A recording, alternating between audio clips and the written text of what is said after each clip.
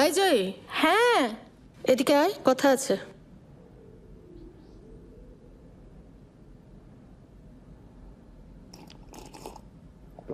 তুমি বলবে?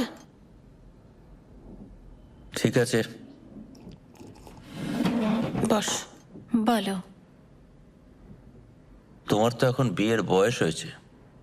আসলে তোমার জন্য আমরা একটা ভালো ছেলে দেখেছি, আর ভাবছিলাম তোমার বিয়েটা দিয়ে দিলে আমাদেরও একটু। তোমরা আবার সেই একই ভুল করছো। তোমরা ইস্যুকে দেখলে না, জোর করে বিয়ে দিলে। কি হলো তারপর?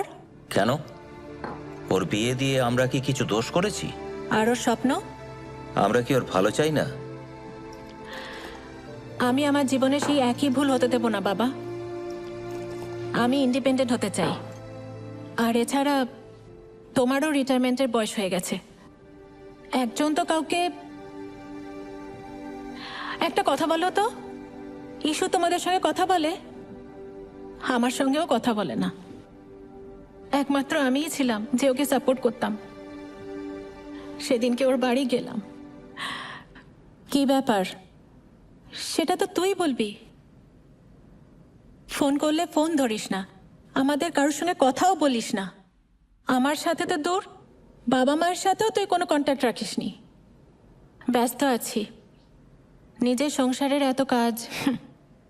বাবার এত বড় একটা স্ট্রোক হয়ে গেল, আর একটা খবর নেওয়ারও প্রয়োজন মনে করলি না? কেন, শুভ্র গেছিল তো, আর ওর কাছ থেকে আমি সব খবরই পেয়েছি। তাছাড়া এখন তো ভালোই আছে। শুভ্র হচ্ছে বাবার জামাই, আর তুই মেয়ে ইস্যু।